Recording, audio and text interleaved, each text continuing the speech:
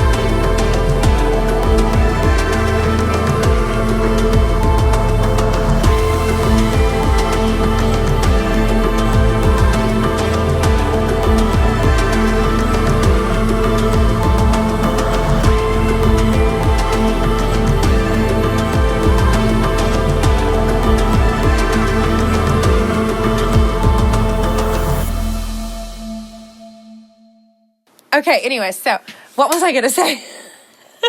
we were talking and it was vibing, and then I was like, oh, we should hit record. And I did, and then it's like I literally blanked on everything. I think this is how they're flashy thinging us. Maybe 60. That's it. Yeah, we were talking about 60. This now. We're ahead. We're ahead of the curve. Okay, so, yeah, get this. So I'm transmitting from the future. Your future, which I'm living now, is you're living my past. Isn't that fun and funky? So anyways, the collective is currently in 5D. They're having a dark night of the soul. That is the 5th stage of alchemy. That's what's going on. Welcome to planet Earth. I am an oracle, which means I live a year ahead of the collective on a personal vibrational frequency and energetic level. And so I experience things early so that I can basically be ahead of the curve, create things for the collective to, yeah, thank you. Bernie the heater agrees. Is like, yeah, you do, queen. Like, yeah, I do. Thank you. 9 years this year, baby. Yeah, Harvest Rose turns 9 this year. Thank you. Thank you. Thank you.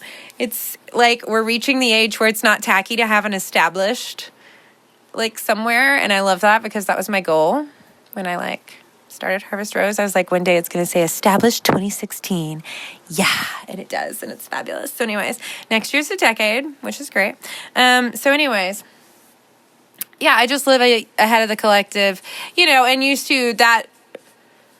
That was much less extreme. Like, that was just like, oh, yeah, we're going to be transmuting our inner child issues next year. Like, oh, my God, that's like, that was a walk in the park, y'all, compared to what we're doing right now. So Earth started a full alchemical process in 2020.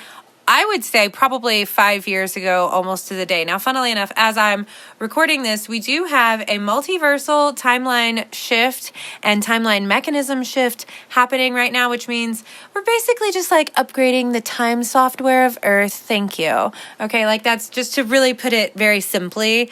That's a very simplistic way to put it, but why not? Who cares? Let's hit the bong about it.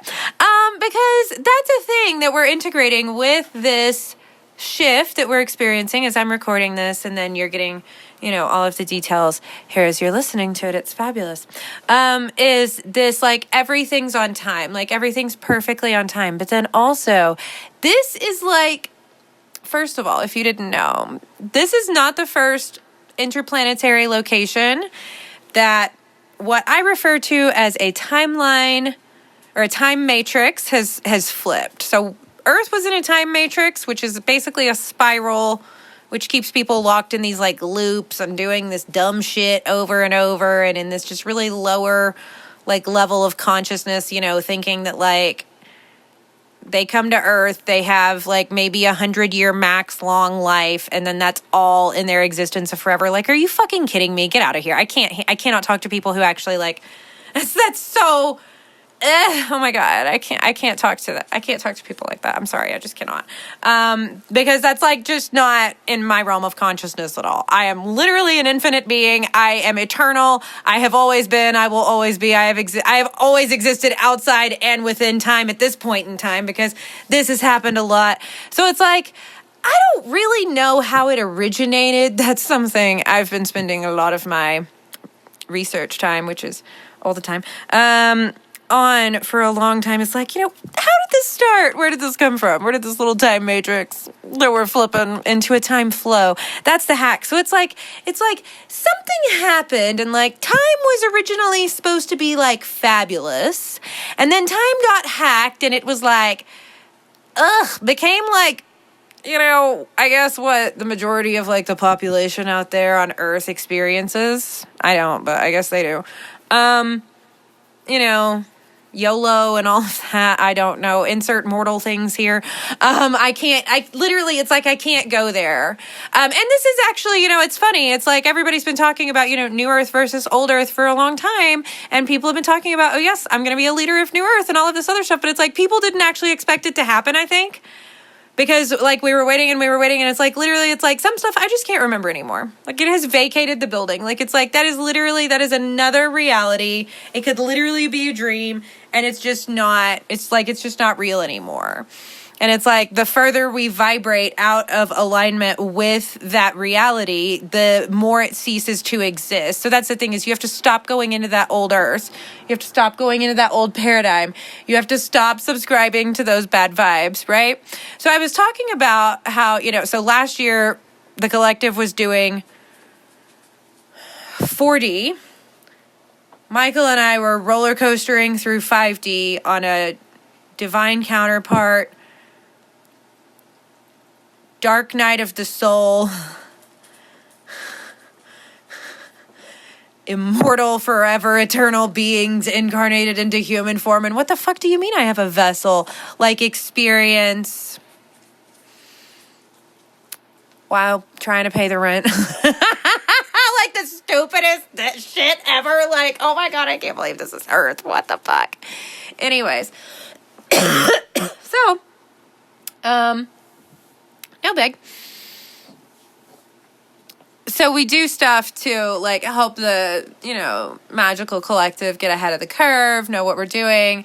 So this is like the biggest multidimensional baddie op ever to happen on an interplanetary experience. So it's like multiple planets in different frequency ranges got like, I don't know, their time flows got like hacked, and I don't know where the time flows originated. I'm not sure how any of this started. I haven't gotten there yet. I'm sorry. Live on Cosmic Vibe Radio.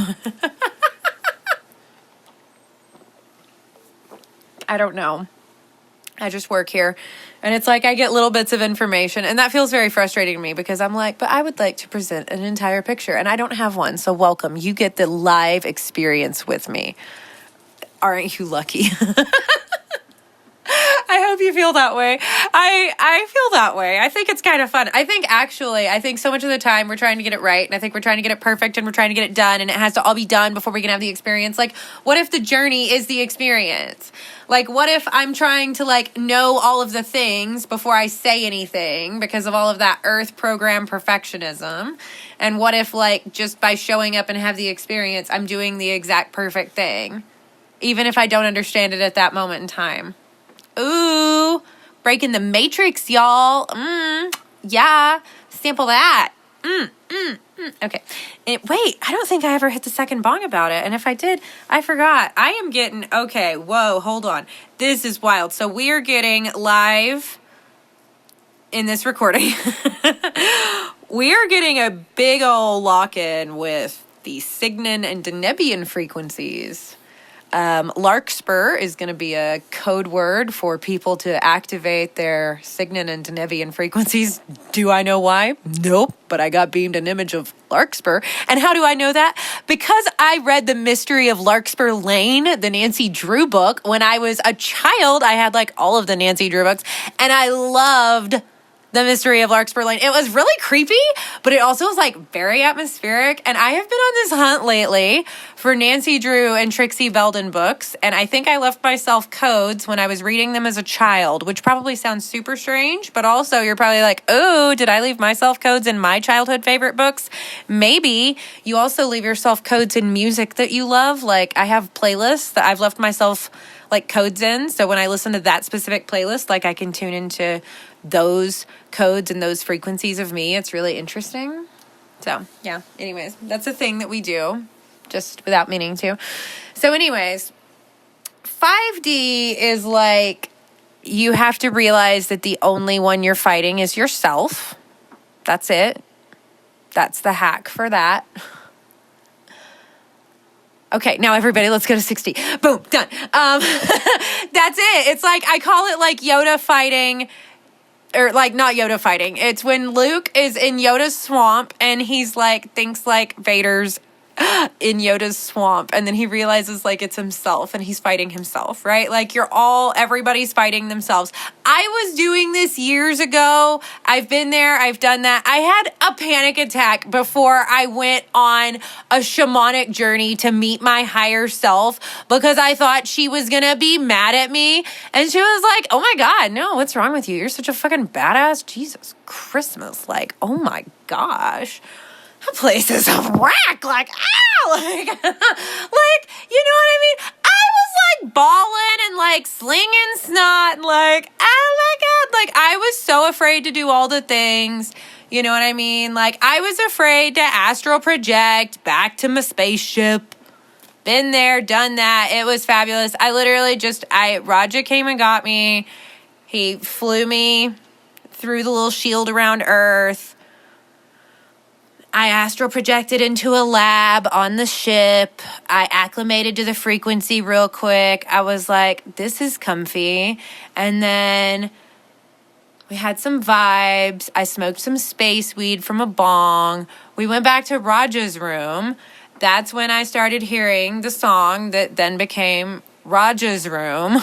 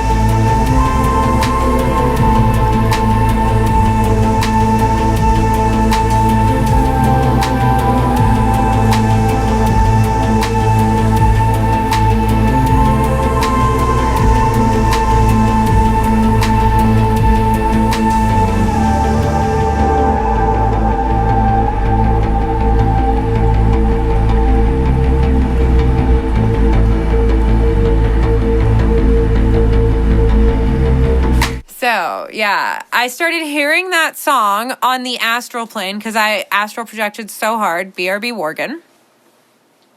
I was literally in space, and then I could hear the music playing on the spaceship, and I was singing it. And then Michael was like, "Oh my gosh, I gotta make that," and I was like, "Yeah." And then I channeled a frequency for the song. Radjzha told me it. Radjzha, if you don't know, is you're going to have to join Witcher U at the link in the description. And you're going to have to go to the quad. And you're going to have to go to the quad library. It's all free, by the way. You can access all of this information. He's like, no, don't tell them who I am. They can join. If they can join Witcher U, they can know. So anyways, that's who Radjzha is, if you don't know. You're going to have to join Witcher U to find out. He's like, it's Arcturian coded. Thank you very much. Thank you. So anyways, linksies in the descriptionies. And you can read all about Radjzha and Radha and Earl Grey. Anyways, moving right along. So anyways, channeled some music. It was a fun time. Vibing on the spaceship. Felt better than I had in a long time. And then it was like I could just go back whenever I wanted to, just like at a thought, you know?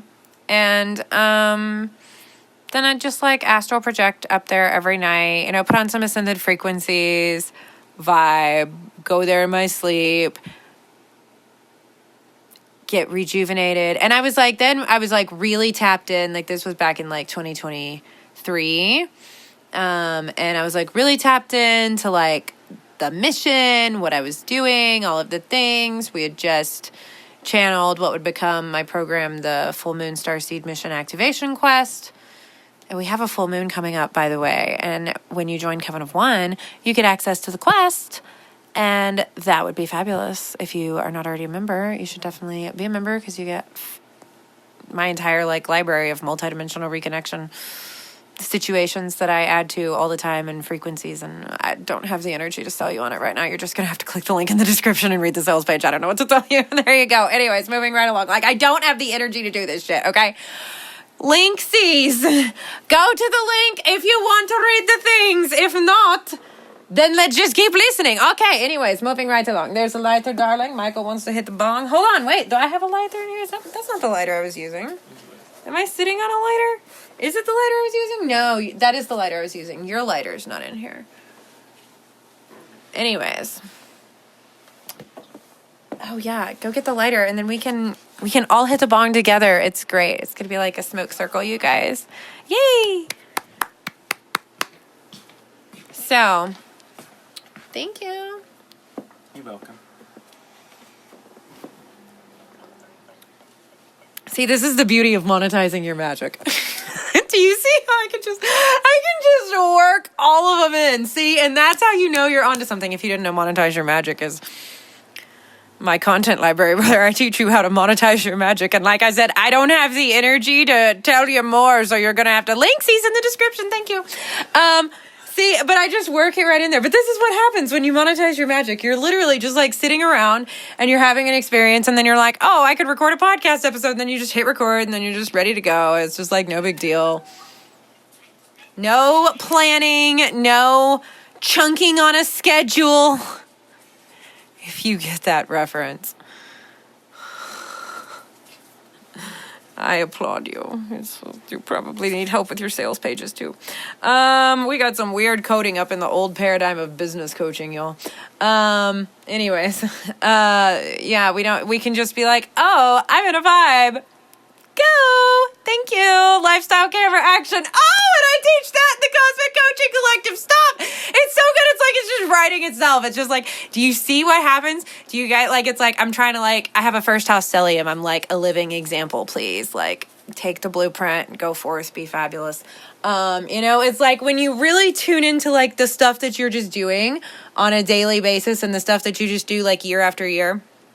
Lifestyle camera action is what I do every fall as an entrepreneur, because it's just like the vibe. It's like you align your lifestyle to the content that you want to be creating and the brand that you're building and that you've been embodying all year, and that like you're wanting to really take to the next level. And it's really fabulous. And then it's like that just gets to effortlessly create you a content of library. I have over 100,000 pieces of content stored from the last 9 years of Harvest Rose Witchery now. So it's like one day there is an epic documentary coming, y'all. Okay? Thank you very much. Do it for the documentarians. Okay? Do it for the documentarians. I'm also simultaneously sitting here red lighting myself. That's part of my manifestations. I wrote that down in my manifestations that I was writing last night, that I wanted to record content while working on multidimensional healing. Yeah. Fun stuff. So anyways, 60 is like a fucking mirror funhouse. And we're going to hit the bong about it. I don't know where I'm going to go with this, to be honest. Like, that's as far as I had gotten. I've got you caught up now. It's fabulous and rainy outside. The moon is in Pleiades and Centaurian energy right now as we're recording this. So that's fun. The sun is giving Radjzha.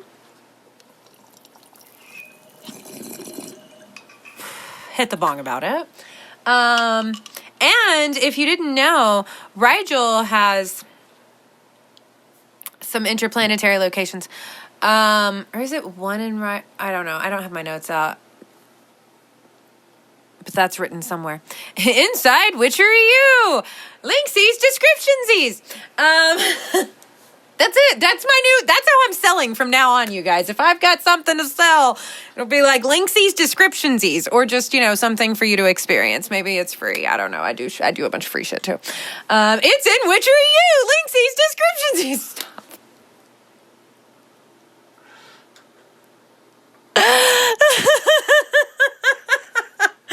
This is what my theater degree was for, okay? I trained for this, people. All right? It's really fun, actually, right? Because then you just get to sit around. I'm sitting here by the glow of my pink neon cowgirl hat, neon sign. I said neon twice. That's fine. And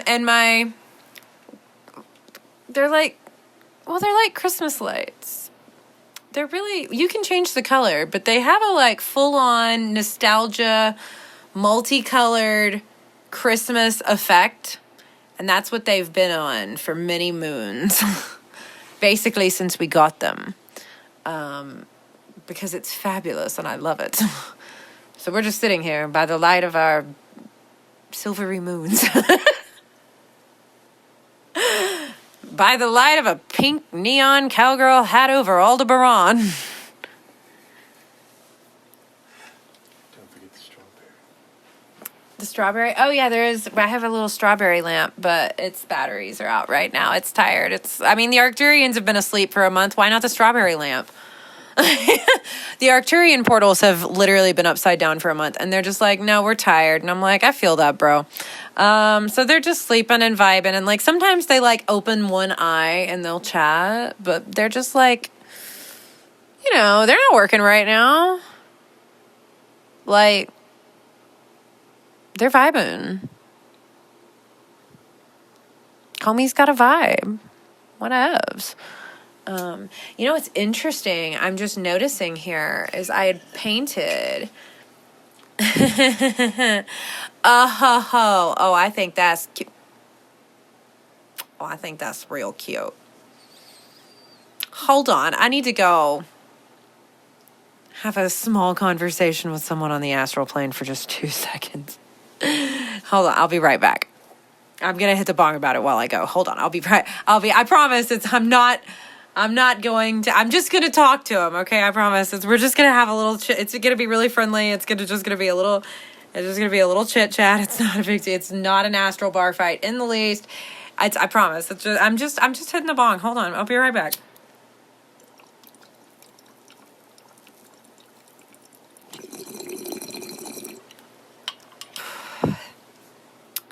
Anyways, that's right. I do hit like a girl on the astral plane.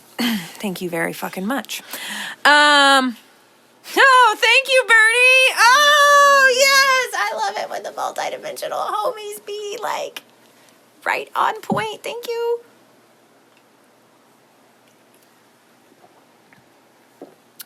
Anyways, so I had noticed that Halls of Arcturus and Arcturian 887, two of my portal paintings, have almost the exact same color palette as the Pleiadian portals I painted the other night.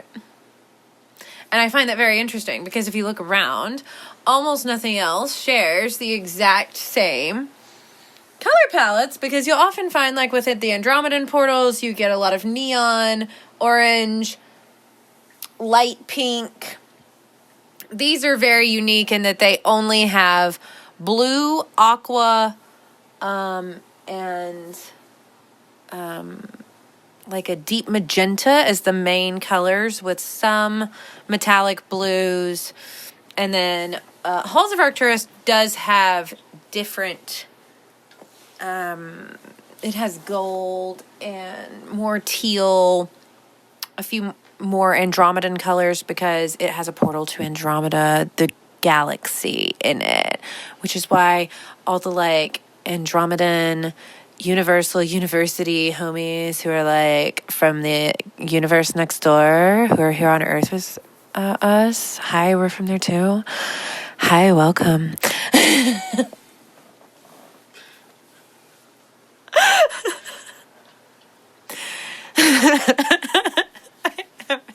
I can't do it without laughing. I broke character. I'm sorry. I can't do it. Oh, I was gonna do. It was like if that voice was like, if you're like that sounded familiar, that's like my best impression of a little SNL skit. Show us your balls, Pete. That was not my best impression, but that was the vibe I was going for.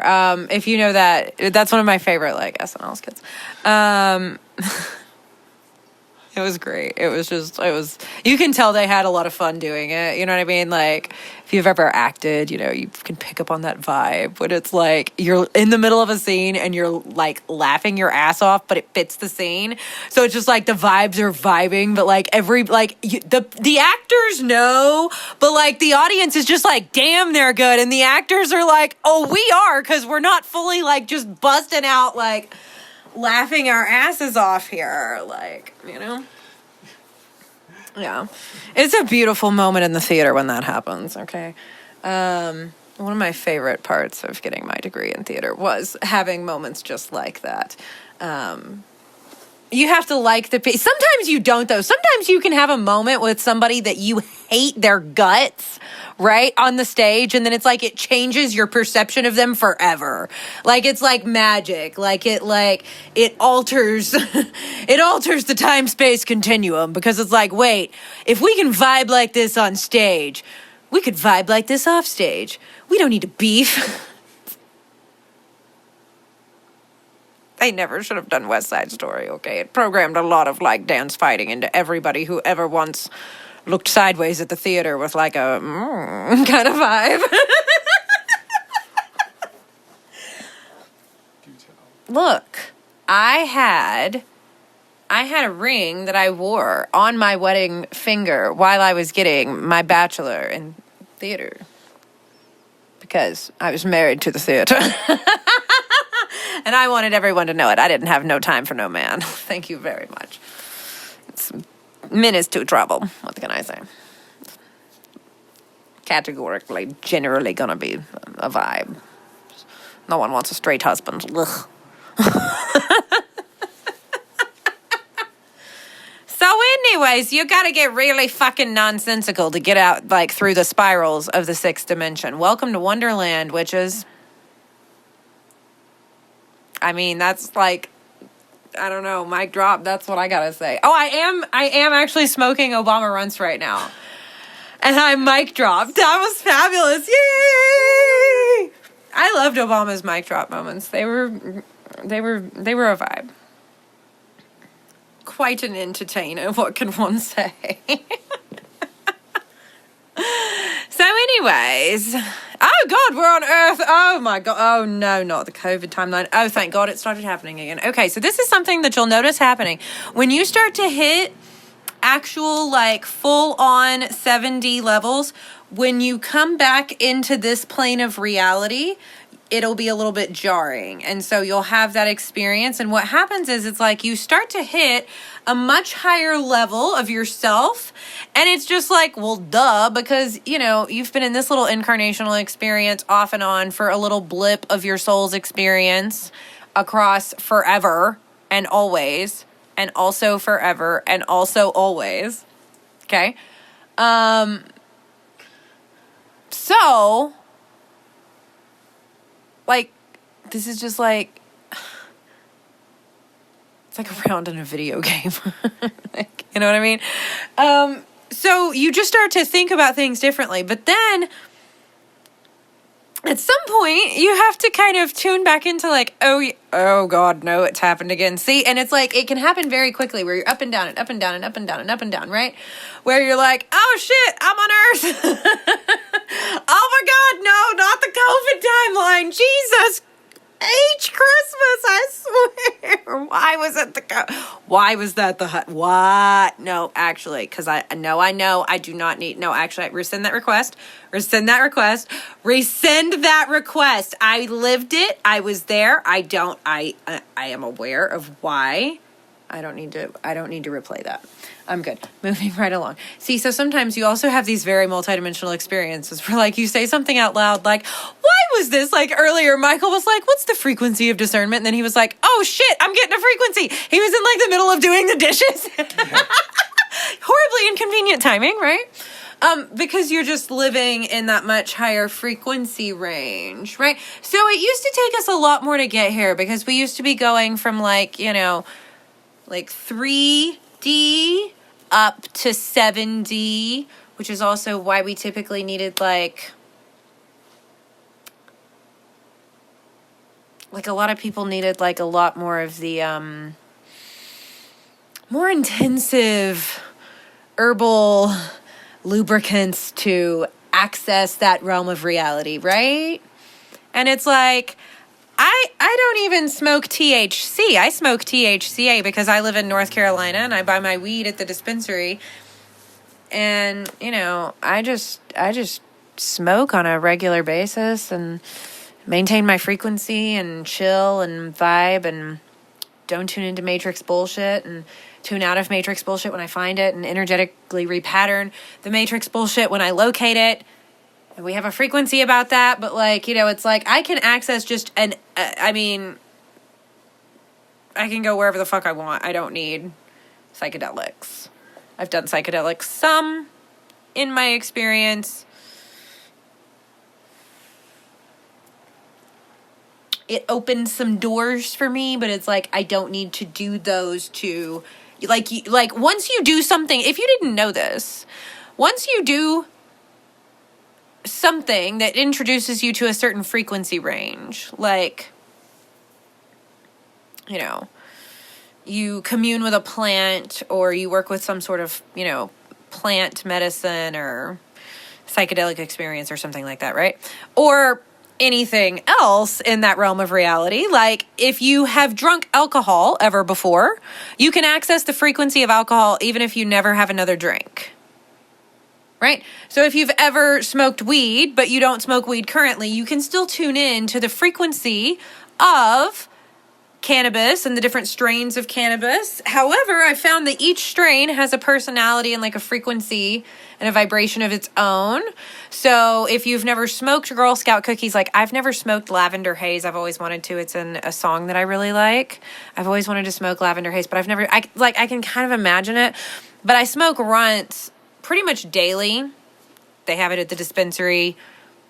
Yes, I'd love to have a hit of the runts.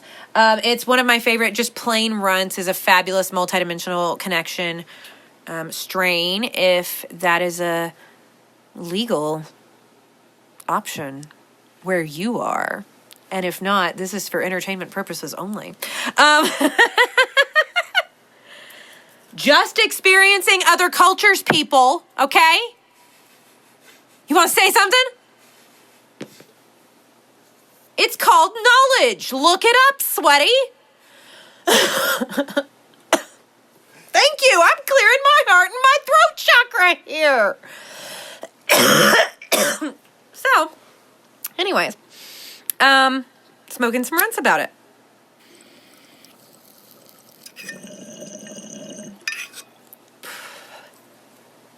If you have so anything that you have imbibed, right? And I have a theory that it's anything you've imbibed across time and space.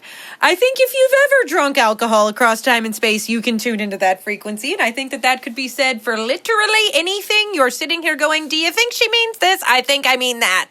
I don't know. It's just a theory I have. If you would like to discuss this theory, please join Witchery U at the link in the description below. And come and, post in the quad, and, let us know that you were listening to this episode. And, if you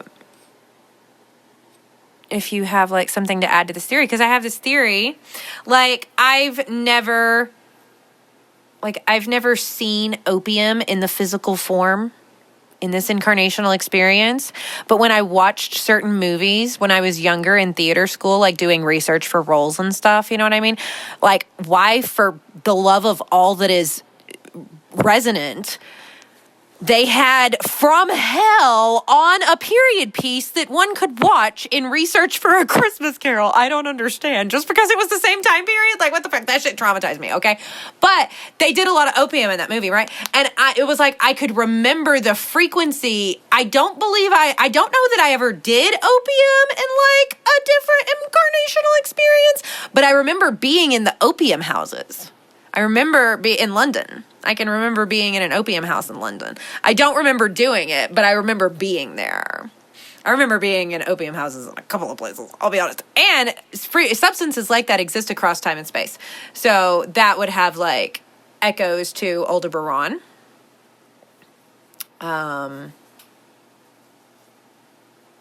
Possibly Andromeda Lyra. Different stuff like that. So anyways, little theories that I have. Just little theories. Just little concepts. Nothing more. Can neither confirm nor deny. It's just a little theory that I have. And I feel like that's maybe something that could unlock some things for some people. You know? I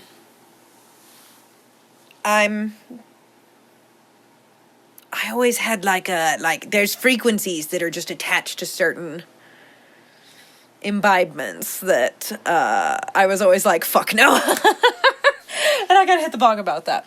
But I feel like this is also a thing I've done in the 1970s. I was definitely doing some stuff with some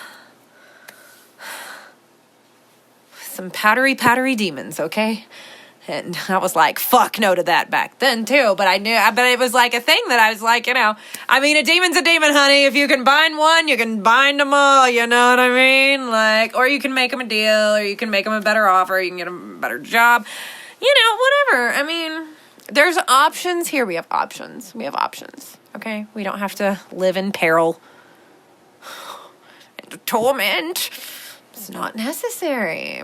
So anyways, there's a lot of solar plexus recoding that's happening here, right? For a lot of people, I feel collectively, which is why I'm transmitting this stuff.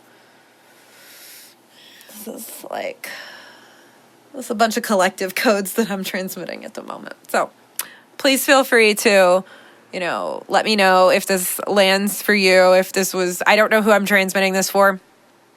It's not me, but it's somebody. So, hi. I hope it finds you. I'm saying this because I'm literally coding it into the podcast episode that this is going to go find the people that it's for just really randomly, right? This is techno magic, people. You can do this in your own work. Because I'm literally casting a spell right now on the podcast episode to go find the people that I'm recording this for that I have a cosmic contract with that need to hear this transmission. Oh my gosh, look at that, right? Multidimensional baddie shit. Thank you. Yeah, so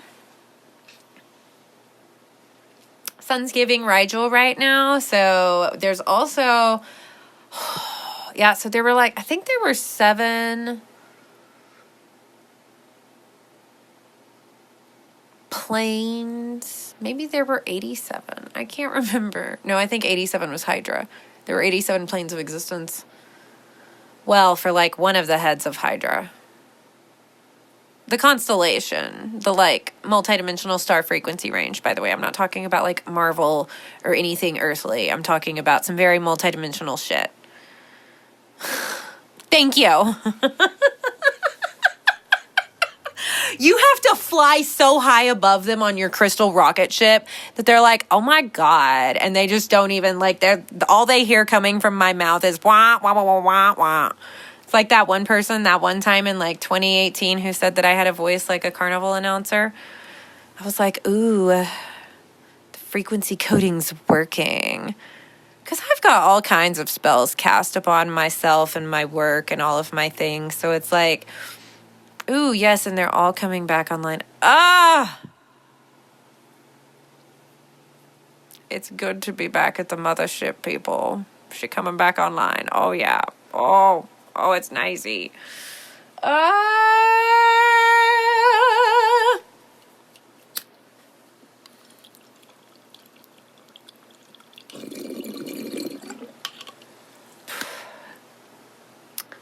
So So anyways, you got to stop hiding how fucking weird you are.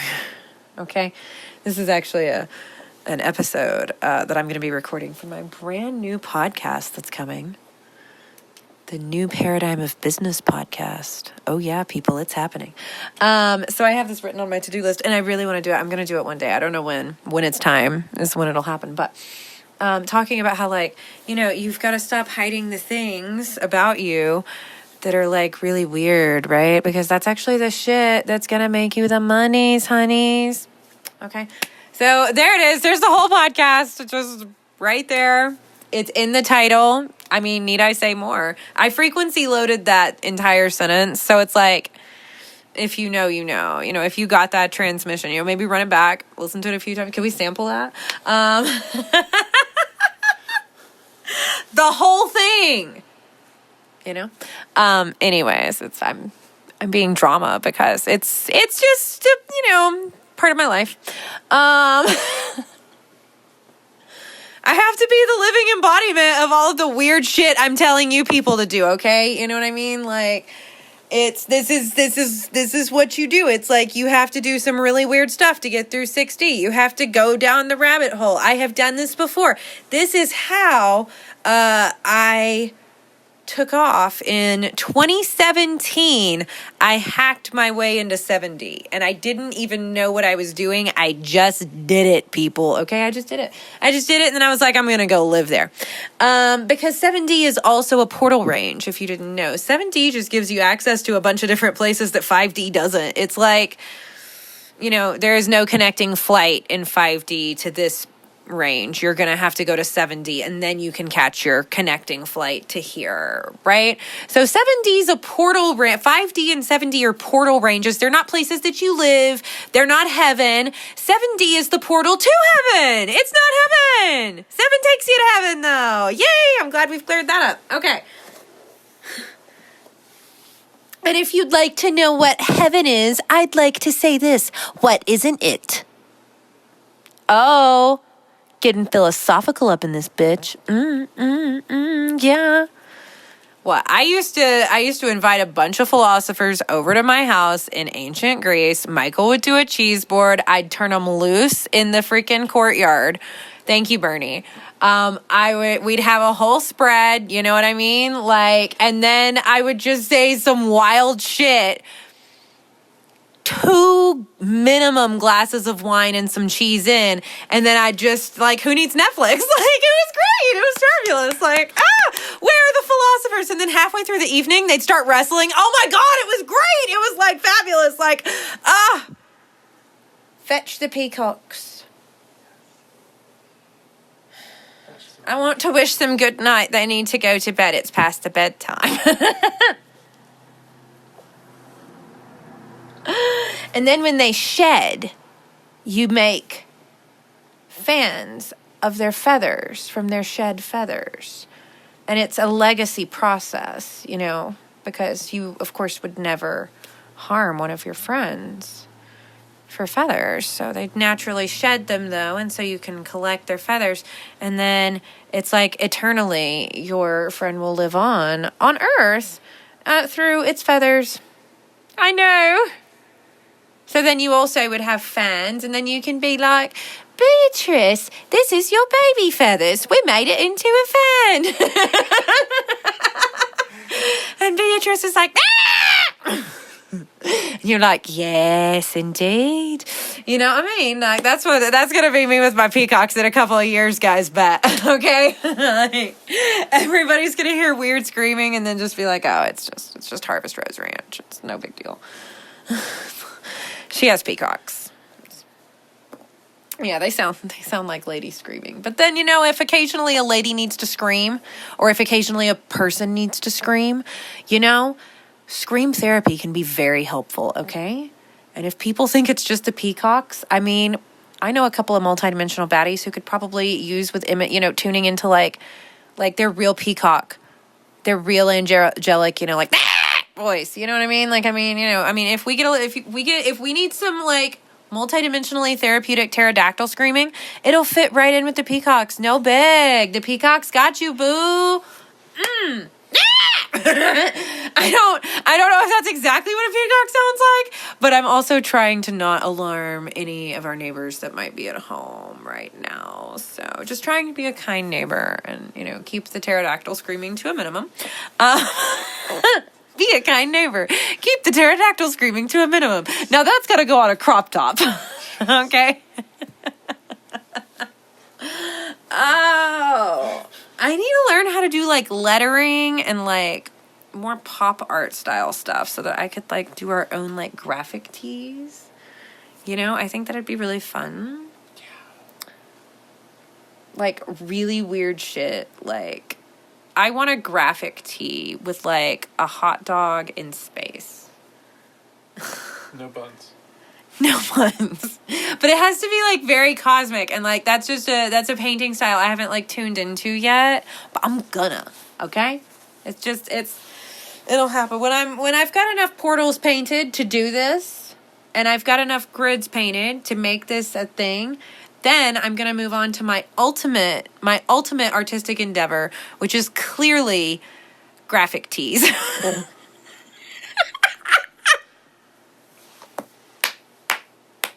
Like it's 2003.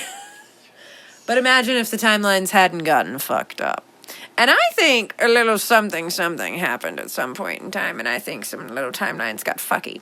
And you can even hear about this in Which Are You? We're sponsored by ourselves, y'all. We'll never have ads from other people, but I will plug my own shit every time the opportunity arises. But it's going to be so funny that you can hear it a million times, and I hope it's not annoying. If it is, I don't think we're a vibe, because my people are like, oh, yeah. And then it's like, go out and do this yourself. Do it yourself. Let it be natural, you know what I mean? I never am sitting here like, oh my God, I've got to talk about Which Are You? I've got to work this in. I've got to say the perfect thing. Like, I'm just like, tonight on Cosmic Vibe Radio. It's like, it just happens. It's like I said, it was the improv classes, I think, maybe. And my dad was a very top disc jockey back in the day. And picked up some tricks from him. Shout out to the Fajra. So anyways. Get out of the fun maze. Oh, yeah.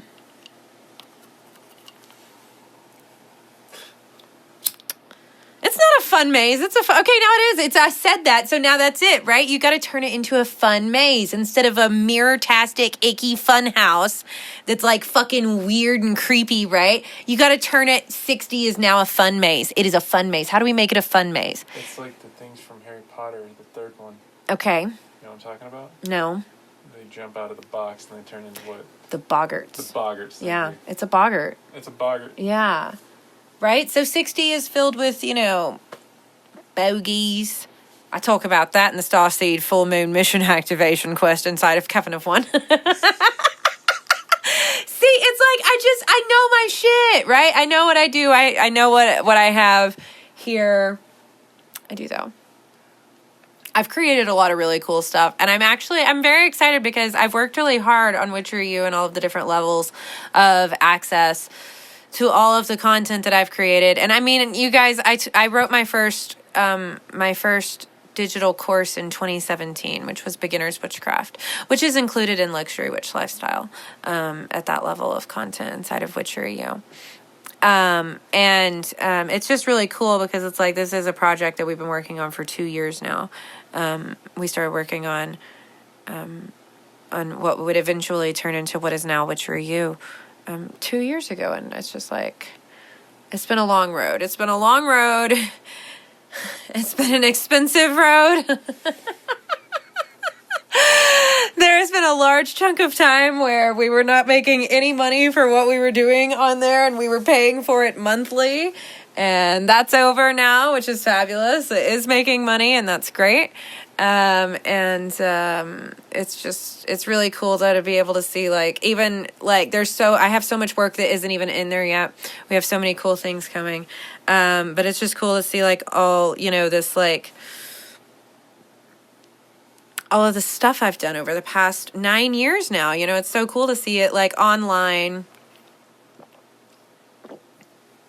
and living in a location, and it's being accessed by people, and people are loving it, and they're having, you know, amazing like transformations happen, and it's really like a choose your own adventure kind of situation. So we have so much free content available when you just, you know, come into Witchery U. You get access to 3 different free spaces. I'm in there like literally pretty much every single day posting something. I do like the multidimensional news, and I'm keeping you guys up to date with what's going on. And we have all 3 of the podcasts now that I've done. We have all of those episodes like very nicely organized in there. We have the energetic repatternings that I do organized in there. We have frequencies organized in there. We have the cosmic transmissions, which are the communications that I channeled from the 13 seed frequencies of Earth, the Arcturians, the Sirians, the Andromedans, the Pleiadians, the Hydrons, the Aldebaranians, the Lyrans, the Antarians, the Pegasons, the Radjzhians, the Orionids, the Angelics, the Syrians. Did I already say the Syrians once? Okay. And the Avians. That's all. I think that's everybody. And then now we have the Centaurian frequency trinity as the permanent anchor with Pleiades. So they broadcast simultaneously, and that's really lovely and fabulous. It's like the Pleiades got married. And so we honor them all. Brothers and sisters, resonance to all frequency ranges throughout the multiverse. So shall it be. And the crowd goes wild. Yeah.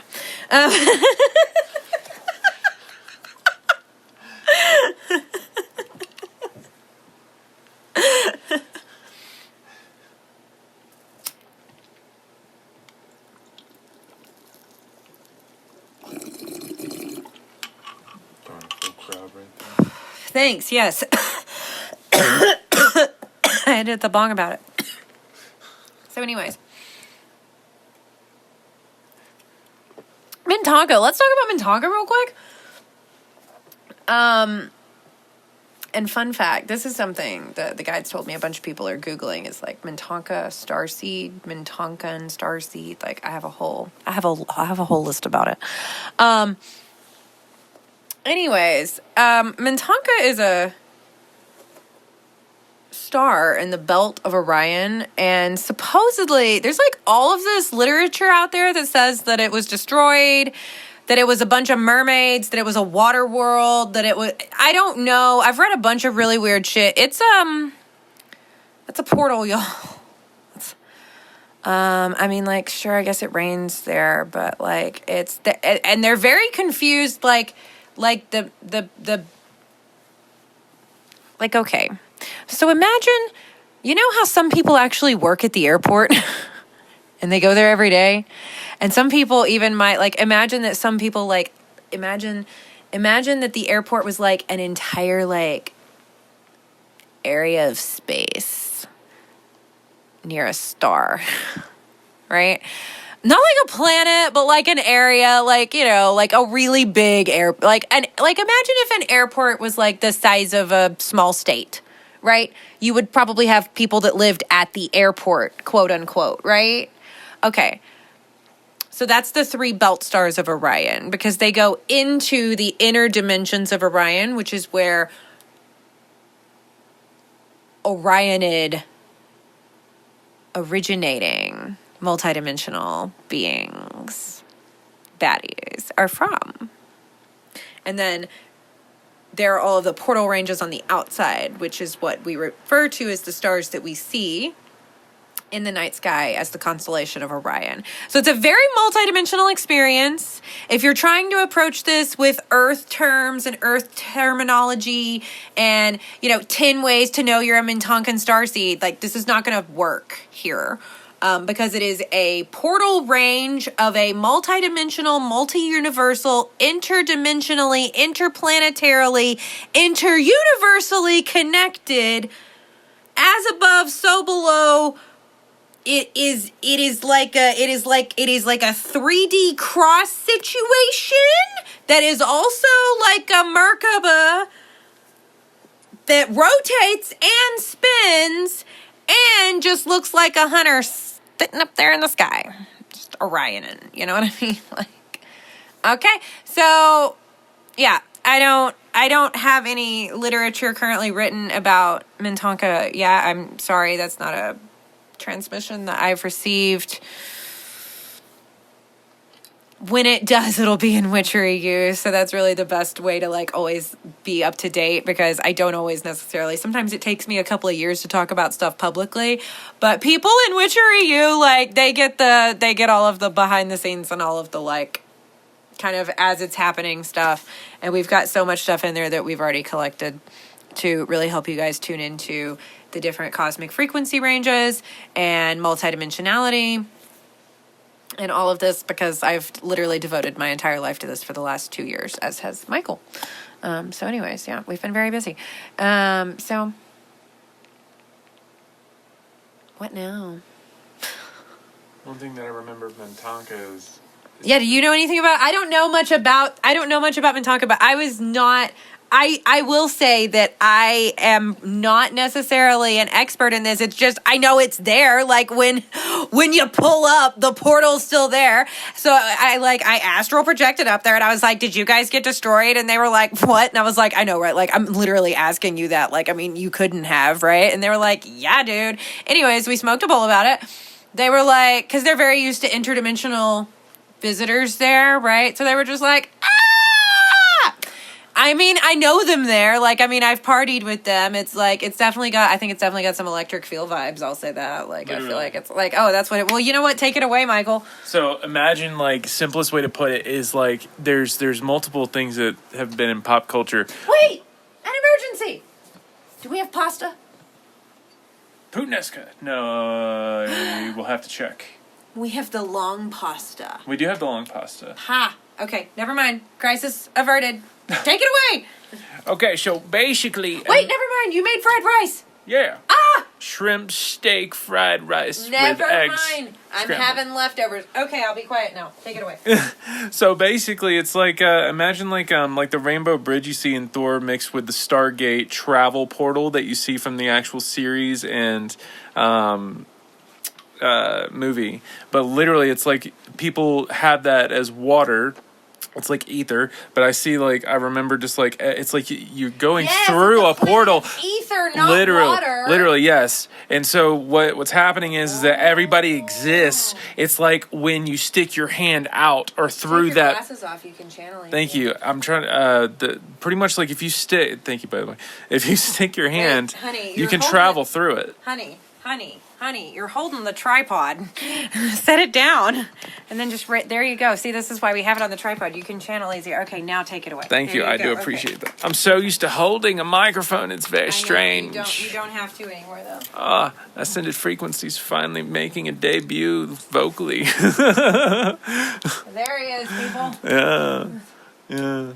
Okay. Or I mean, anyways, so like it's literally like you go through it on the sides. You're going through the portal. You're going through the ethers that's taking you to the other side of the dimensions. But the outward of the portal itself, the ethers that you see, that's what people see for water, and that's what you can go through, and that's where everyone exists through.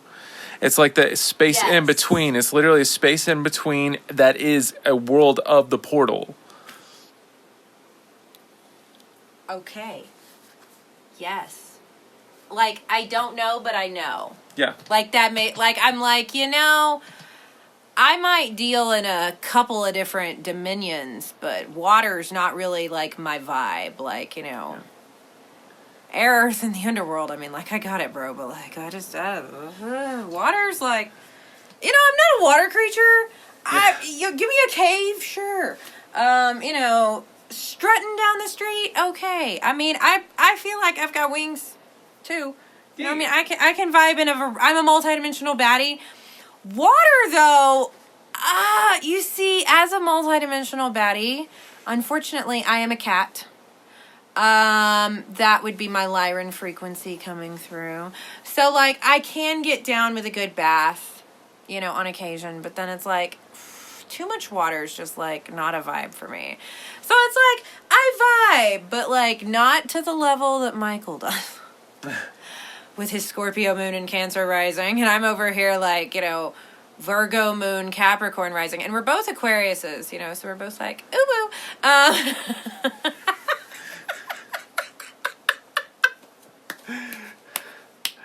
Yes. Giving angel, thank you. Angel's where the ooh started. Yes. It's a very Titanic experience, not the boat, the Titans. Anyways, so yeah, there's that. But have you got any? Do you know anything about Alnilam? You know anything about that? Alnilam? Yeah, or Alnitak? I don't know. You know anything about them? Things are sparking. He's sparking, people. I mean, I am a manifester. I'm here to initiate a spark and then, like, vibe. Maybe that's it. That's why I'm like, I have no idea. I just know Larkspur. You know what I mean? Like, that's all I know. I've got one key for you, and it's this one word. Okay, now take it away. Ironically enough, like, the first thing that comes to mind... First thing that comes to mind that reminds me of is, like, the difference between inking Enlil. Like, for some reason, that's what popped up in my mind. Like, I felt sparks in my head. I could remember. It's like it did start something, and that's... Really? Yeah. Well, that's interesting. Mm-hmm. So, do you know anything about Radjzha? And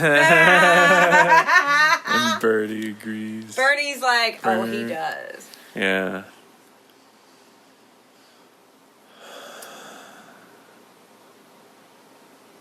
Hold on, let me hit the ball. Okay. Please and thank you.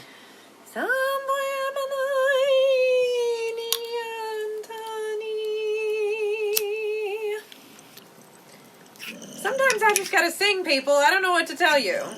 You know? We're here. It's real life. It's a luxurious life stream. Yeah. Which you can learn about inside of... Which are you?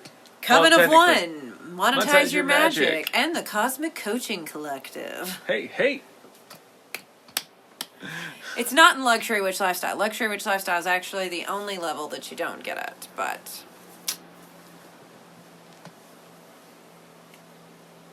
That's just the way that the contracts were written. I don't know. I just work here. That's valid.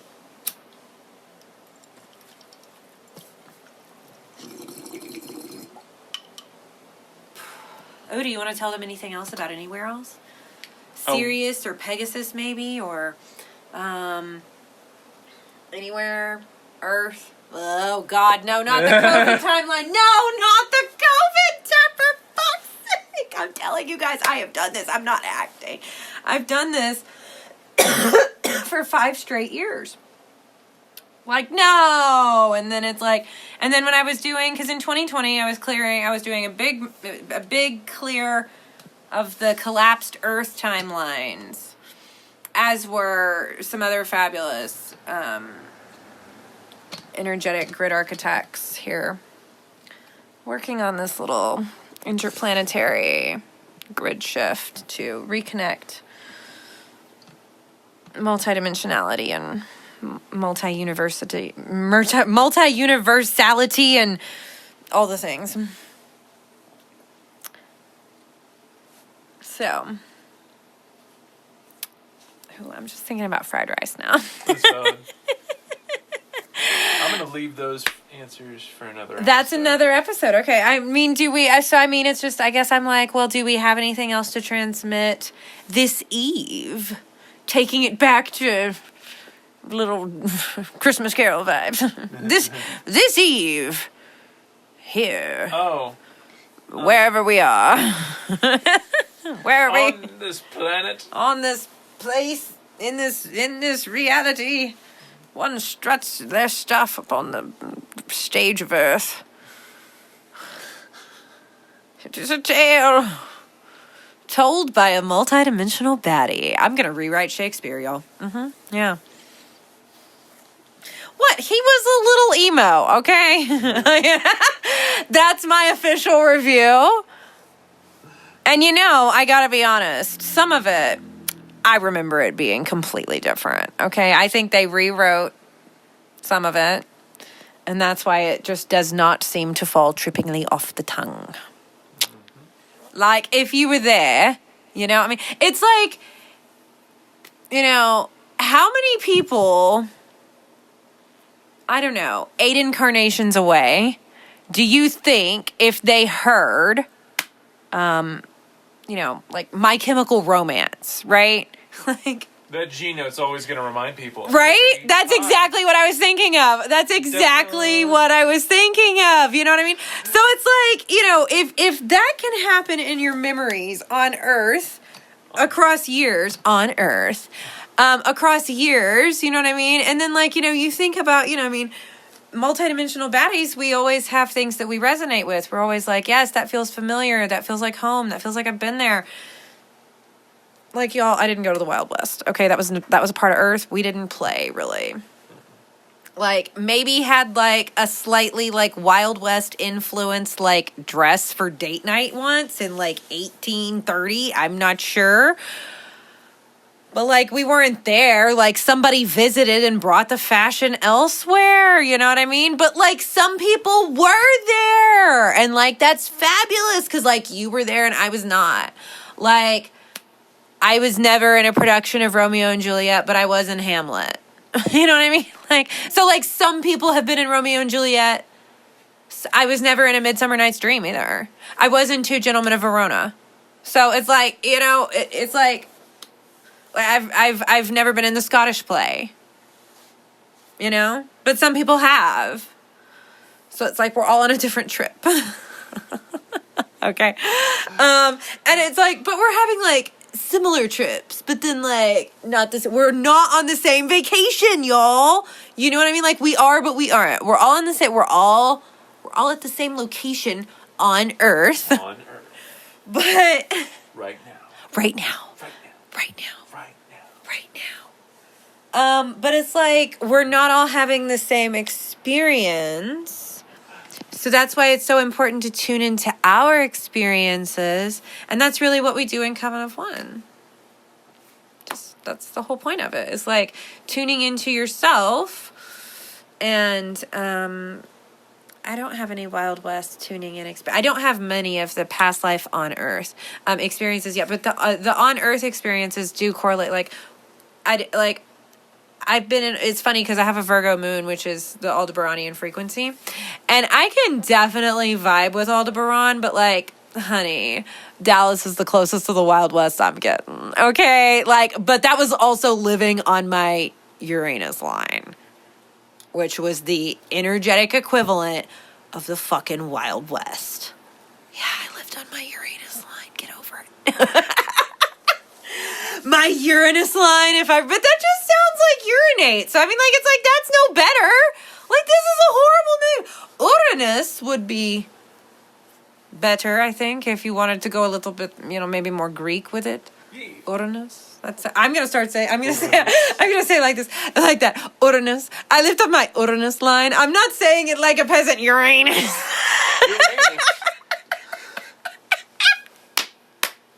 Don't you feel like you're like sitting in my living room, like smoking weed with me right now? Like that's my whole intention. So I hope so. I hope you do. Mira's like, she's tired. Mira's a Syrian princess currently incarnated in a Sheltie form, who's our baby. If you don't know who Mira is, like, I mean, you need to learn. So she's a manifester. Like me, Mommy, and Mira are manifestors, and in human design.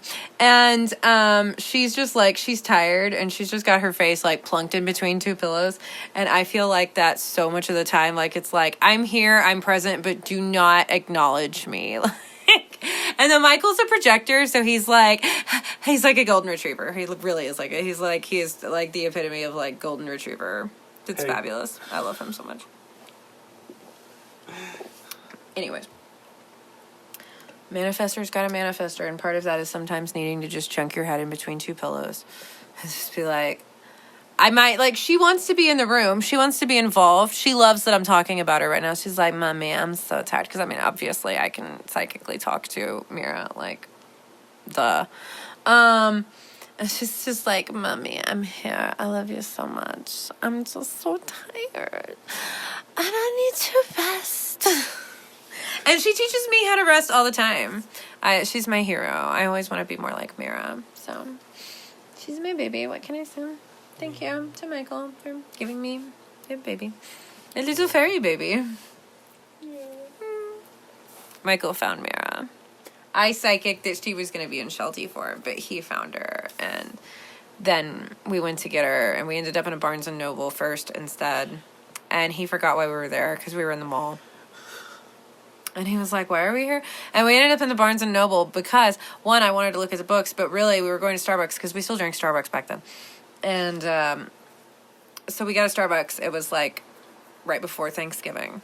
So they had the holiday flavors out. So we were getting like I think it was like our first holiday flavor. I think they had literally like come out that day. And so we were getting, I think that's also maybe like the last year that we got holiday flavors at Starbucks. It is. It's the last year. That's the, oh my gosh, that's so magical. Yeah. Oh. See, and this is part of like being like a coven of one and like tuning into yourself across time and space. Is like sometimes you find little like Easter eggs of your own experience. Like we had just gone through so much. I mean, Sally had, excarnated, and, Michael's grandma had excarnated like a month prior. And it's like we had been so out of it. Like we didn't even really tune into that. And we didn't know it was going to be our last year getting Starbucks. We used to both love Starbucks, right? Yeah. And, so it's like we had just kind of been through so much, but it's like you'll find little things that it's like, even if you've kind of checked out of life for a little bit, which happens when you're in these interplanetary experiences. So if you've ever checked out of life and you feel like bad about it, stop, honey. Don't do that anymore. No. Give yourself a nice stop. It's really gay, but we're going to do it. Give yourself a nice little hug. I've done it. I call it getting tucked away. And it's just like you just get tucked away for a little bit because you just kind of, bro, this place is rough. Like, have you looked around lately? It's like, Earth is a lot.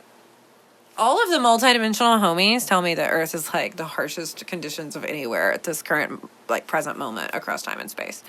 So it's like we're also conscious of the fact that like this ain't normal anywhere else anymore. Like what the fuck this is like being in the Dark Ages. So it's a lot. It's a lot. Mira's like, Mommy, I've gotten up. I'm gonna go lay down next to Daddy. Oh, she's like, I need to rest. I'm very tired. Wait, I need to get under the couch. Do you ever need to manifest or rest so hard you need to get under the couch? She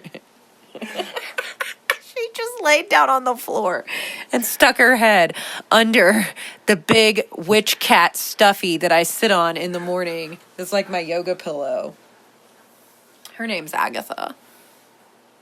But Michael bought her for me our first year together. Years before the show came out. It's wild. So it's like witch, purple, Agatha. It's funny. I'm like, oh, I guess I'm psychic, y'all. Anyway. I've definitely needed a manifest or rest so hard that I've literally gotten under my desk before. 2020 was a year. So was 2021. It was a lot for me. As a being. We're picking up a timeline from 2020. That was one of the things I wanted to say. We are picking up a timeline from 2020 tonight and moving forward. So there's something that got like cut off. I just felt like cold on my right side as I went to say that. Well, honey, I want you to sit down. See, we don't banish things necessarily the same way that we once did. We can offer him a job interdimensionally. Something wants to walk up into my house. Something wants to bring me a cold draft when there's no draft able to get into our living room. It's going to sit down on my couch. It's going to listen to me finish recording, and it's not going to move until I'm done, and then we'll have a little chat. So we're just going to go ahead and finish my episode. So, what was I saying? 2020, we're picking up. Yeah, we're picking up a timeline from 2020. Now, interestingly enough, sometimes on the astral plane, you will find these little things. They look like astronauts, I call them. And they'll pop up. And you can just tell them to sit the fuck down on your couch and not move, and then they'll have to. You may also be noticing subtle frequency shifts in my voice when I say certain words. You could liken that to the use of the voice in the blockbuster hit Dune, by the way. And it's a common technique from Andromeda, associated with spellcasting. Oh, does it all begin to make sense now, people? If you know, you know. Thank you.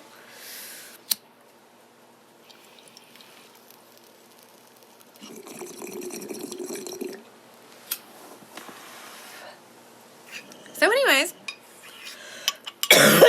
we keep it sexy. We keep it sexy. I've been having some weird dreams, y'all. People from Earth, like very prominent figures from Earth, have been appearing in my dreams on other interplanetary locations. It's very strange. That's all the detail anybody needs, because trust me, it was a nauseous experience. But I did actually vomit after that. It was very weird. I've never like spontaneously just thrown up. But a couple mornings ago, I literally just spontaneously threw up, and it was like, I felt like I was having the biggest solar plexus purge. It was wild. So if you experience anything like that, like I literally was just, and then I felt so much better afterwards. It was very, very, very odd.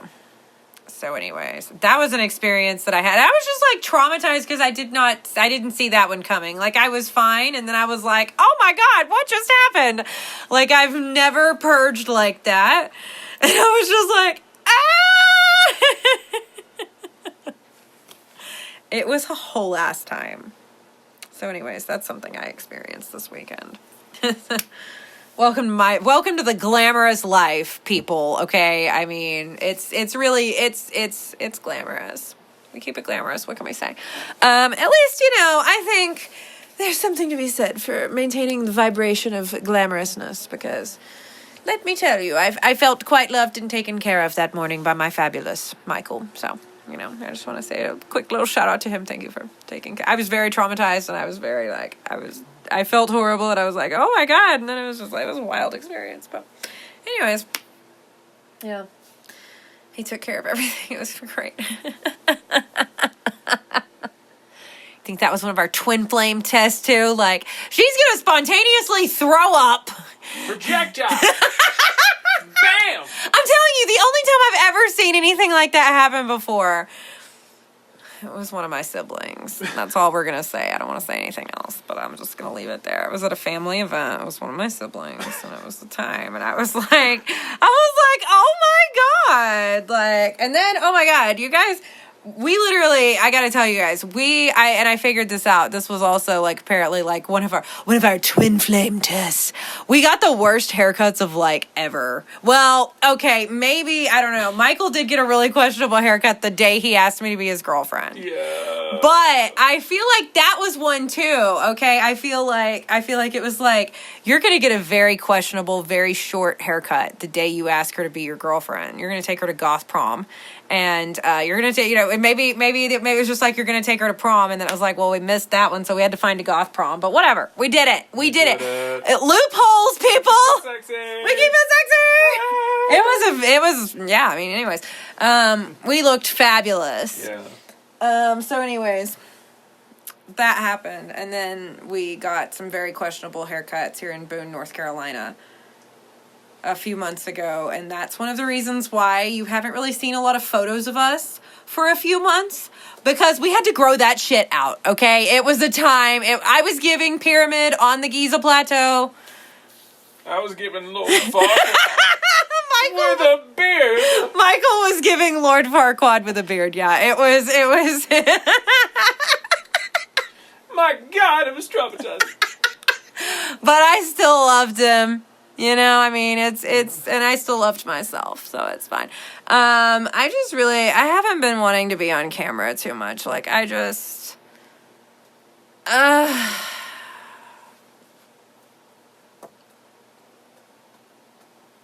camera for the Time Rift Files. Mm-hmm. We did that in February. Also, Radjzha. What? Radjzha and Ryan had vibes. I did? That was the whole thing. Timer files. Oh, well, yeah. It was. Yeah. Yeah, and that's in Coven of One, too. Like, hours and hours and hours of... We have Coven of One TV, and Michael and I really can't watch a lot of TV. We watch a lot of YouTube. Like, we watch, like, cooking videos, and we watch, like, people's, like, exploration videos and stuff, and, like, travel videos and, like, things like that. Or stuff. But we really don't watch, like, any mainstream TV beyond, like, Bake Off. Like, that's, like, it. We don't really watch, like, mainstream films. We used to. We both used to be really, like, I don't read mainstream books, like, you know, like, Michael's never been a huge reader across time and space. He's like, because I'm always telling him what's going on. You know what I mean? Yeah. Work smarter, not harder. It got warm in here. Is it just me? I do have the red light belt on right now, so it could just be me. The temperature fluctuations, there were something I noticed sometimes with timeline shifts, timeline mechanism shifts, things like that. Anyways, well, we've been recording for a minute, so do we have anything else we need to transmit today? This has been a long one. Did you miss the long ones? The wind did. Your belly. The wind did, and my belt went off. Oh my gosh! Yay! Yeah, I tuned out of trying to make my content digestible for people who wanted short content to fit into their busy lives. Like, I don't do busy. I'm infinite. That's very weird. Yeah. I don't ascribe to those bad vibes. No, I'm not subscribed to any bad vibes. No, I'm not subscribed to any bad vibes. We're not subscribed. We're not subscribed. We're not subscribed. We have canceled our subscription. Thank you. Yeah.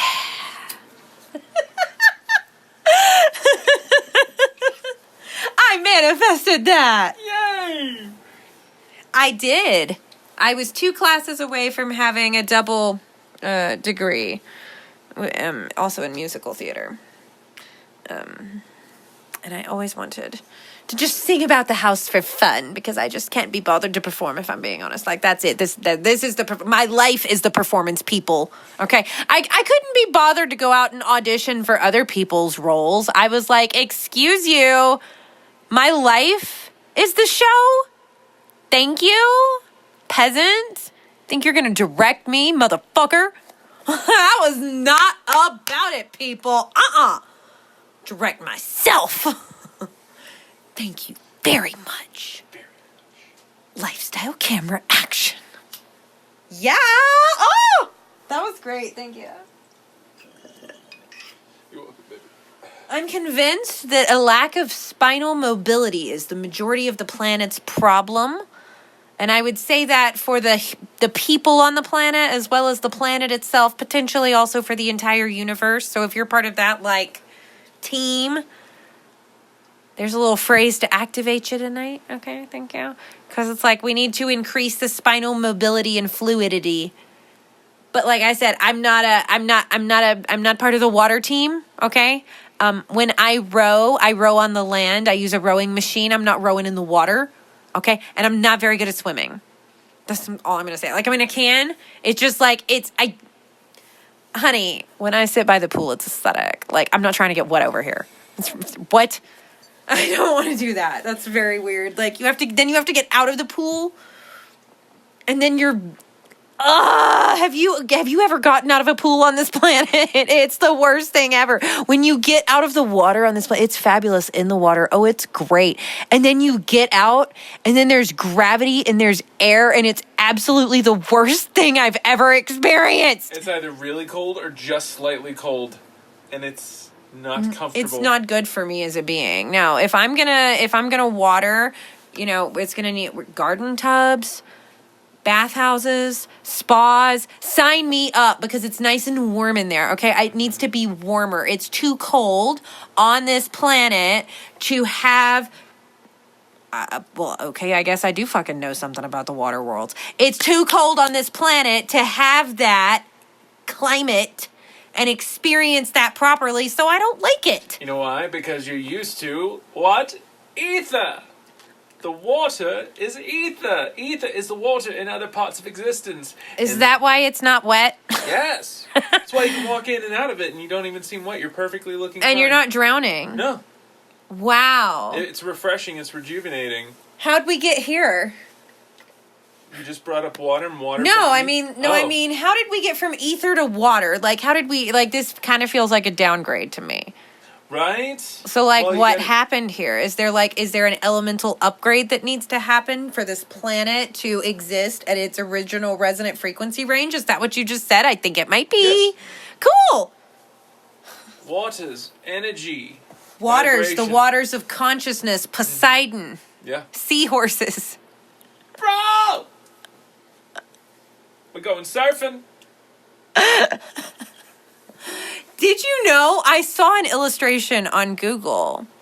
Because apparently the word hippocampus basically means seahorse in Greek mythology. I've read a lot of Greek mythology. I think that might be new to the timeline, but I'm not sure. Maybe new to my timeline. Anyways, but they had illustrations of these hippocampus seahorses, and they looked so similar to the winged horses of Odin.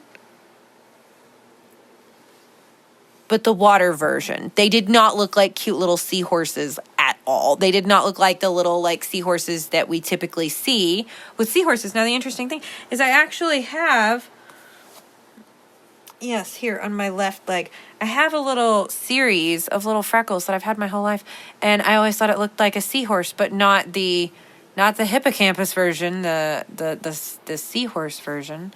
Anyways, so that's just a fun little tidbit tonight that I'm sharing with you. Do I know why? Nope. Do I care? Nope. It's a need-to-know basis. It's a need-to-know basis, and apparently I don't need to know, but someone else maybe knows, so I mean, that's great. If you know, join Witcher U and tell us in the quad. Yeah. That you know, and tell us what you know, and then help us connect the dots. I've got keys, y'all. Got keys. Need deets. Got keys, need teas. I'm very excited. We got to go to the bookstore the other day, you guys. There is not a bookstore in the town that we live in. Well, we technically live in a village, but in the town that's closest, there is not a bookstore. So there's that. You have to drive around an hour in a direction to get to a bookstore. I think if you want to stay in North Carolina, if you want to go into Tennessee, you can go to Johnson City and there is a bookstore there. And I think it's only maybe 45 minutes, but I don't know that it's is it an entire hour to Little Switzerland? Yeah. Yeah. Anyways, it's a very pretty hour. So we finally got to go to the bookstore. It was open. It's closed during the winter because it's just on the top, just like the very top of this mountain that is very smallly inhabited, and did have a significant amount of damage to the roads and things from Helene. There are entire chunks of the road that are just kind of gone. So pavement rock. Yeah, it's like pavement rock, and these massive drops. It's crazy. And they're working on it, but it's also, it's extremely foggy up there, particularly in the winter. It's March 31st as I'm recording this, so as we're recording this. It's been foggy all winter and snowy and stuff like that. So anyways, the bookshop is closed. It's a fabulous little bookshop though. And we went and it was really fun. And I got a fabulous leaf that it's like a real leaf, but it's copper plated. They had so many gorgeous ones. I want to go back and get some more, but I got the copper one to start with, and I turned it into a necklace. It said it was a midsummer tree ornament, and I love that. Now I want a midsummer tree. But it said it was a midsummer tree. Because it's kind of like in the summer, it's like a little touristy place. So they have like different shops. They have like a spa and stuff. I want to book us a massage at the spa too. I think that'd be really fun. Yeah. Like just go up there and we can go to the bookshop and I can get some more leaves and but I want to make them all into I love wearing it. It's so fabulous to wear. I turned it into a little necklace, so that's really fun. And I got a couple of books. I got mostly children's books. Well, I got books about children's books. I got a book I had when I was a child about Laura Ingalls Wilder, and then I also got a book about the author of Anne of Green Gables. So I'm manifesting that when we go back, they have Trixie Belden's and Nancy Drew's, and maybe even they did have some Laura Ingalls Wilder books, but I didn't get any because I don't read a ton because I create so much at this point in time. But I was like, they also didn't have my favorite Laura Ingalls Wilder books. That was mostly, it was like they had like the ones that are like mid. So I was like, when I come back, you shall have all my favorites. But I'm really manifesting the Trixie Belden ones because I love the Trixie Belden ones. Those were great. And I reread them, funnily enough, in 2020. And I've got several Trixie Belden books in storage, and I do have some also on my Kindle, so I can read them now. But I was rereading them in 2020, which brings us back to the fact that we're picking up a big chunk of a timeline from 2020, and I don't really know more than that. But apparently the guides just wanted me to reiterate that one more time. We're picking up a big chunk of a timeline from 2020. That's a factor that we've got going on right now. Mm-hmm. So, boop, boop, boop. Shall we have one more bong hit and then call it an evening? Because it is 10 p.m. currently, and I want some fried rice. Yeah. I think that sounds like a fun idea. We also had some... Birding agrees. Yeah, we had some YouTube videos we were going to watch. Yeah.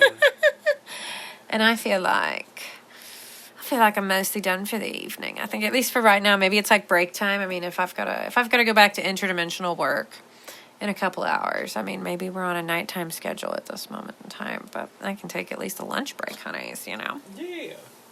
Oh, and that's a fun little thing. Let's chat about that real quick. When you're tuning into getting out of the, matrixy time spiral, it's important to let yourself have the schedule that you want to have and just let yourself create and tune into the flow that you naturally tune into. So if you're like, if it's 8:30 and you're like, I'm going to record a podcast episode, you end up recording until 10 p.m., right? Or 8 a.m. or whenever, right? 3 p.m., whatever. I don't care. Whenever in time, right? You could wake up in the middle of the night, have the best idea ever. And, if you just make some notes about it and, you wait until the morning when you're fresh, the idea is not going to be fresh. You're not going to be in the frequency. Maybe the best thing for you as a multidimensional being that exists across space and time would be to record that there in the moment. You wake up in the, then you go back to bed, right? You try to go back to sleep maybe if you don't record it, right? You're like, no, I need to go back to sleep and then I'll record it at 9 a.m. in business hours. Oh my God, yawn, right? Because it's like you're going to lay there for 2 hours just thinking about it because you're so excited about it. You could have just done it in 20 minutes and then just go back to bed. That's actually real entrepreneurship, if you didn't know. It's not sleeping perfectly through the night, and then when it's in perfect business hours, we will then be on the clock. Like, oh my God, get out of here. No. Maybe you got other shit to do interdimensionally the rest of the week. Maybe I'm going to be tired the rest of the week. I've had more energy today, right? Maybe I'm going to have energy the first, sometimes I do this where I'll have a bunch of energy the first, few days of the week, and then, the last, couple of days of the week, we just want to drive around and, drink lattes and vibe and stuff. You know what I mean? It's also been a couple of weeks since I, went on a recording spree. I said I felt one coming. Yeah. No big. But I do that. I'll have these weeks where, I really don't record very much. Typically, it is aligned with various parts of my cycle, right? And various parts of, what the moon's doing and all of this other stuff. Hear me out. Do we have cilantro? Yeah. We got to put cilantro on the fried rice. I was thinking that too. Oh my gosh, I'm so glad we're like on the same wavelength here. Like, this is great. Okay, anyways, thank you. And so it's like, and here's the thing, I could have not said that, but the truth is, I want you to feel like you're just sitting in our living room with us having a conversation, because that's what's going on. Yeah. I don't want to overproduce my life. That exhausts me, right? I've been talking for like almost an hour and a half. I've been talking for over an hour and a half now, and I don't feel like it. I'm not exhausted. I don't feel exhausted. Fun. It's been fun. It's been a great time. It's been just like the vibe, right? Transmitted a lot of really great codes. Fabulous. No big. We could go sit in bed and, watch 3 or 4 YouTube videos. Then maybe at 11 p.m. I got to do some more interdimensional stuff. Cool. Whatever. You were working on something anyways. Maybe we take a little lunch break. Maybe we didn't really do much today. We haven't been doing very much during the actual day. We've been a lot more active at night. Mm-hmm. No big. Whatever. Let yourself tune into that flow, because when you let yourself, it's like it's Kairos time. You've got a shot in the dark to do this. And then the energy is going to go. The frequency is going to shift. Frequencies shift extremely quickly in this time and space, in this frequency of reality. So trying to plan something out, it's not going to work. That's why I won't that's why I don't appear on podcast episodes with other people, because they always want to schedule them. And the second you try to schedule me, I'm like, out. I'm not going to do it. I'm not going to do it. If you want me on your podcast, you're probably going to have to do a Telegram chat that you ask me questions and then I just reply in my own time, and then it might take you a week to gather your subject material, and that's just what it's going to have to be. Okay? Yeah, or you could pay Michael to interview me and then you can just have it. I don't know. No, that's why I don't do a lot of stuff with other people, because I can't handle a schedule. Because I'm in a vibe when I'm in a vibe, and I have to I ride the wave. I catch the timeline. I ride the timeline. And then when the timeline shifts, I shift. It's like literally like riding a wave. It's a frequency. Timelines are frequencies. They are waves. You have to ride the timeline. That's why I call it timeline surfing, y'all. Yeah, we're timeline surfing. So when you're trying to plan stuff and schedule stuff and it's not working, this is why. This is why we have releasing the need for an old paradigm time schedule in the new paradigm business frequencies, which you can find either in Monetize Your Magic or in the Solar Codes new paradigm business bundle that I put together. I put together a really cool bundle of new paradigm. I put together, it's 4 masterclasses and 8 frequencies. And I take you on a masterclass of all of the frequencies. We have a masterclass about the new Earth grid and doing business in the new Earth grid. I have a masterclass on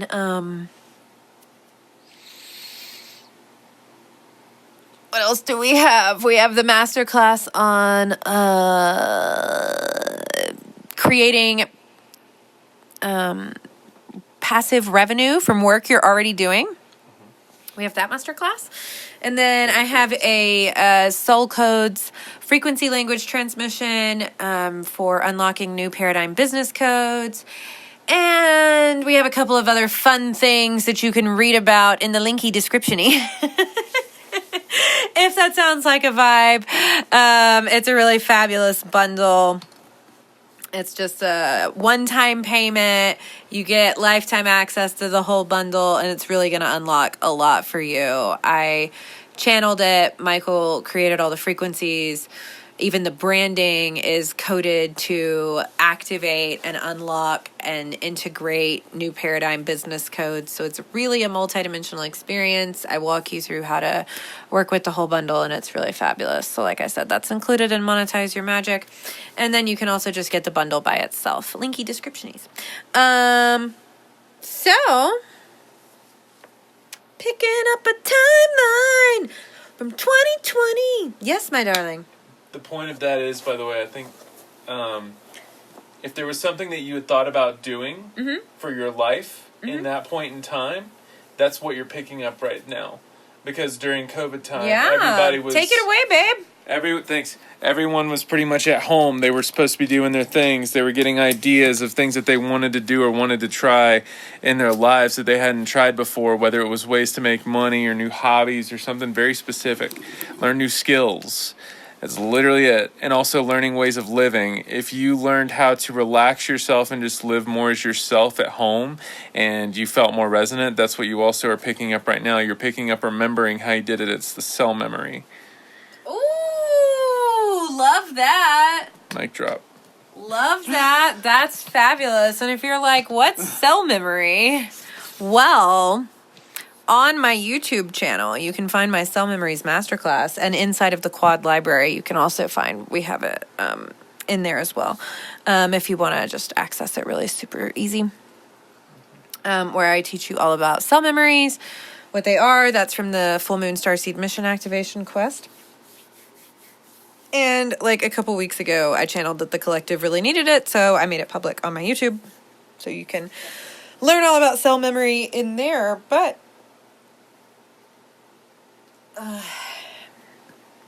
it's like all of these solar plexus codes coming online, which is great because that's equaling a big boost in financial energy, money, making money, monetizing your magic, financial coding, solar plexus, sacral root, defined by the upper chakras of the heart, expressed by the throat, seen by the third eye, and connected with the higher realms through the crown.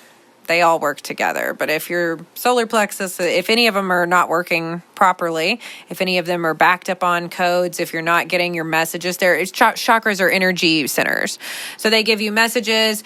You can process experiences and emotions, energy. You process energy through your chakras, right? And they're energy processing centers and data collection centers at the same time, according to the codes contained within each chakra. Does that make sense? Okay, cool. Anyway, so yeah, fun stuff. That's why the Radjzha frequency, we've got all the new ones, the draining frequencies. Oh, yeah. Yeah. Well, and also, it's, Radjzans, master, like, inter-universal coders. And I don't entirely know too much about that right now. That's just something that I've been channeling about as some, like really good at coding, like coding realities, coding timelines, coding frequencies, coding energy, coding in general. Probably a lot of techie, fabulous, nerdy people, baddies, probably got some Radjzan vibes up in there, you know what I mean? Ooh. Fetch the royal hand fan.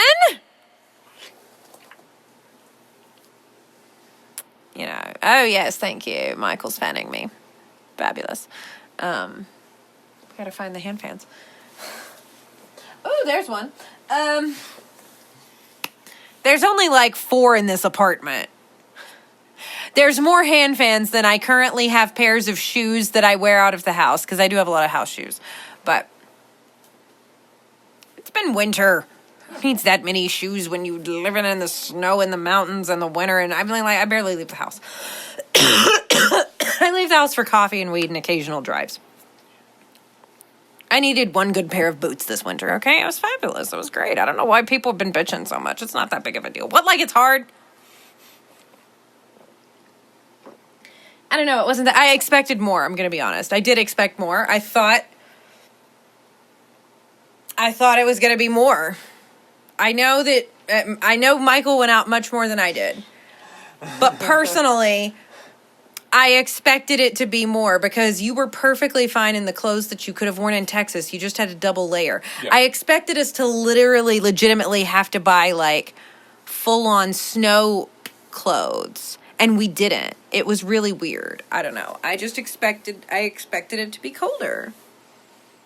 I also will say that I remember when we first got here, I feel like it was colder. So I just feel like it's been a much warmer winter, maybe. Maybe that's it. Maybe it's just been a much. So maybe next year, maybe it will be a colder winter. And then, we'll get really fabulous, really warm clothes next winter. I don't know. Anyways. I just expected more. I don't know. All right, I want to throw something out there. Okay. She is saying she expected more. Here's the funniest part. It got high in snow. The roads were icy many times. I know. But it's really funny. I think it's like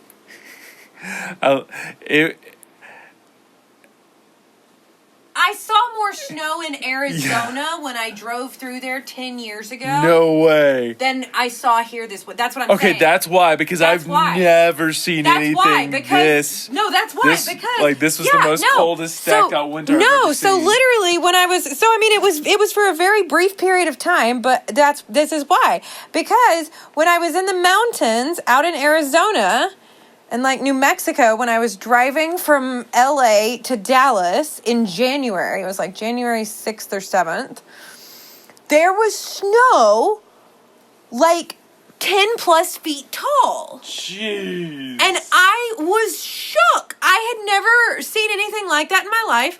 And so with the way everybody talked about the winter here, that's actually what I expected, just because I had seen that. So, and I was stunned. I didn't even have a coat. I had left my coat in Los Angeles. I left my coat in Los Angeles.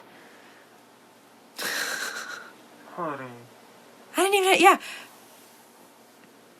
I had I don't remember what I had. I drove fast, okay? And I think I had a hoodie, and I think I was wearing a sweater or something, but. Your heater worked though, right? Yeah, no, the heater in the car worked and everything, and Sally had a coat on. Aww. So, Sally was fine. And I was fine actually too. I was okay. It was fine. I was okay. I find my nervous system, I literally do, I don't do cold plunges or ice bathing or anything like that. I do very resonant cooling of my vessel via cool water in the shower. You should just be ooh. You shouldn't be having to fucking breath work your way through it. That's weird. What you want to do is you want to bring the temperature down. So I think I just kind of thrive a little bit more in maybe cooler weather than I thought I did previously. I thought I was a warm weather girl, and I'm over here is that it? Which is kind of funny. But also, I will say that it was colder in Denver, too. I felt like it was much colder in Denver. It was cold in Denver. I was in Denver in February in 2019, and it was... I did not feel that here. If it's carrying the winds in the cold of Texas, and it's snow on top of that, yeah. I think it's just extremely freezing there. Yeah, it was just literally it hurt my skin to exist. It was not good. So this is good for me. I'm not complaining. It's not I don't necessarily want to go anywhere colder. And I would love to get us some really upgraded, wardrobe situations next year. We don't have a closet in this apartment. That's why we don't have, that's why we didn't really do a lot of winter upgrades this year, because we didn't have anywhere to put it. We did a few winter upgrades, and that was it. Just a little as a treat. Yeah. So it's been a wild experience. People want to be I'm a grid worker. And it's oh, really? Would you like to hear our story? I've never heard anybody do what we've done. It's pretty wild. But, if you know, you know. Woo! If you were in Witchery you would have been with us for the whole ride. So, we started Witchery right before we left Georgia. Yeah. Mm-hmm. Just a couple of months. And some people have been with us for the whole ride, so that's pretty cool. But anyways, okay, do we have anything else to transmit tonight? I want fried rice. I think that's it. I think that's it. Okay, let's have one final bong hit, you guys. We need an outro music that's not the same as the intro music now. It's time to elevate. Okay. We gotta make this production even more fabulous. Just with something like an outro theme. You know what I mean? Oh, ooh, ooh. I'm just saying, I think possibilities there, people. Okay, anyways. Here we go.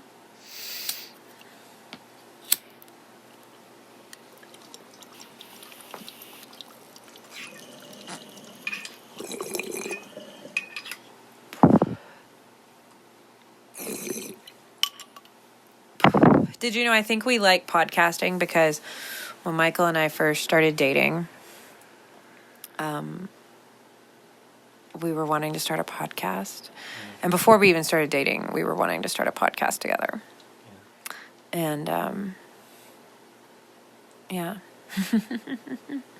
I feel like we've talked like this. We literally started like with Luxury Witch Lifestyle in 2022 just because we needed to talk to somebody. We were having a wild experience. And then we did XOXO later. And now we're here with Multidimensional Baddie. So anyways, I just feel like it's just like very much like a part of our lore and our legend. And I think it's something we just enjoy doing. I think it's just like very natural for us to kind of like, I was like, I've been trying to like blog lately, but I'm like,